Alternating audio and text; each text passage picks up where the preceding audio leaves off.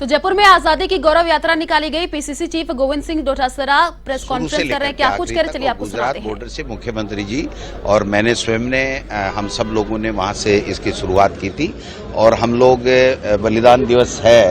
21 तारीख को, उस दिन हम बॉर्डर के ऊपर जाकर के एक बड़ी मीटिंग करके हम इनको आगे हरियाणा वालों को इसको सौंपेंगे और लालजी भाई देसाई साबरमती से लेकर के राजघाट तक इसको लेके जाएंगे। इसके पीछे उद्देश्य यही है कि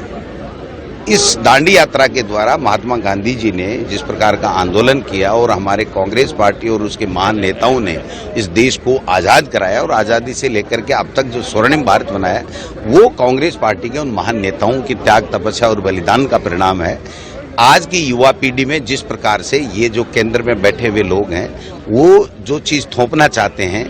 जो लोग जिस वक्त आज़ादी के लिए कांग्रेस पार्टी उसके महान नेता जंग लड़ रहे थे, उस वक्त वो मुखबिरी का काम कर रहे थे और पेंशन ले रहे थे अंग्रेजों से, वो आज इस तरीके का एक माहौल हमारी युवा पीढ़ी में फैला दिया कि साहब देखो हम राष्ट्रवादी हैं, हम जो है उस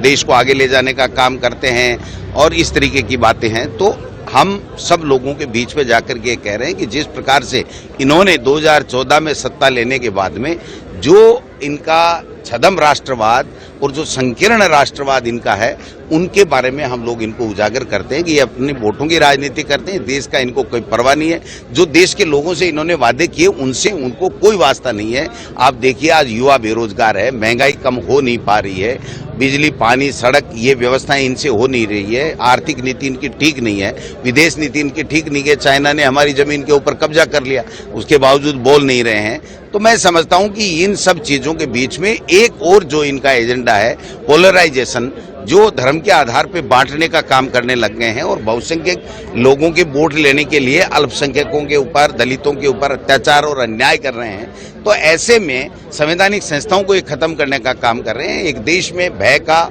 डर का और एक तरीके से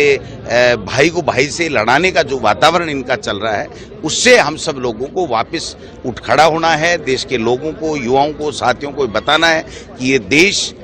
जो हमारे स्वतंत्रता सेनानियों ने, हमारे कांग्रेस पार्टी के महान नेताओं ने अपनी त्याग तपस्या और बलिदान से सींचा है, इस देश को एक रखना है, अखंड रखना है। और उदयपुर में जो नवसंकल्प शिविर हमारा हुआ था, उसमें जो जिस प्रकार से बात निकल कर के आई और जो डिक्लेरेशन हुआ है, उसमें पार्टी के लिए भी मजबूती की बात हुई है। और जो हमारे नेता राहुल गांधी जी ने कहा है कि कश्मीर से लेकर के कन्याकुमारी तक हम यात्रा करेंगे, कांग्रेस के कार्यकर्ताओं को उन्होंने आह्वान किया है कि आइए, चलिए, गांव-गांव, ढाणी-ढाणी, खेत खलियान में सब जगह जाइए, लोगों के बीच में जाइए, लोगों के जो दुख दर्द है, जो उनकी समस्याएं हैं, उनका हम समाधान करें, उनसे जो हमारा संपर्क है उसको और ज़्यादा बढ़ाएं और इस युवा पीढ़ी को हम बताएं कि इस देश को आज़ादी में किन लोगों का योगदान और किस प्रकार ये देश आज़ाद हुआ। और आज हमें भारत के संविधान को बचाने के लिए भी इस तरीके के जो कार्यक्रम करने की जरूरत पड़ गई है, क्योंकि उनका संविधान के ऊपर हमला है, उनका समाजशाही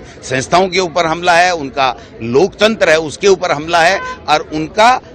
इस देश में बांटने की राजनीति करने का जो इरादा है उसको हम नेस्तनाबूद करेंगे और उनसे छुटकारा दिलाएंगे और कांग्रेस को मजबूत करके देश में पुनः 2024 में यूपीए सरकार का शासन कराएंगे। वैसे भी सवाल, पंजाब में आम आदमी पार्टी की जीत के बाद अब राजस्थान में भी आम आदमी पार्टी ने विस्तार करना शुरू कर दिया है, तो 800 मीटिंग आयोजित की जा रही है। साथ साथ अब बीजेपी का यह कहना है कि कांग्रेस का वोट बैंक को खतरा है, इसको लेकर आम आदमी पार्टी से। बीजेपी अपनी चिंता करे, अपने वजूद बचाने की चिंता करे। राजस्थान के अंदर बीजेपी ने 3.25 साल में ऐसा कोई आंदोलन खड़ा नहीं किया, ऐसा कोई सरकार के कार्यक्रम की आलोचना वो नहीं कर पाए, ऐसा कोई मास बेस कार्यक्रम उन्होंने नहीं दिया जिससे लोगों को लगे कि यहाँ बीजेपी है। यहाँ तो बीजेपी 8-9 टुकड़ों में बटी हुई बीजेपी है। बीजेपी तो केंद्र में भी नहीं है। मोदी और अमित शाह और उनका कुशासन है जो किसानों को भी परेशान कर रहा है, तो युवाओं को भी जो है बेरोजगारी का दंश झेलना पड़ रहा है। तो ये सब चीजें हैं, तो बीजेपी को अपनी चिंता करनी चाहिए। पार्टियां आएंगी, आती रही हैं, पहले भी आई हैं, पीछे भी चलेंगी, लेकिन 2023 में जो हमने गुड गवर्नेंस दी है उसके आधार पे मैं कह सकता हूं कि 2023 में हम पुनः यहां पर सरकार बनाएंगे और 2024 में केंद्र में यूपीए सरकार। लेकिन आम आदमी पार्टी भी इन्हीं तमाम मुद्दों को लेकर प्रचार प्रसार नहीं कर रही है। Thank you.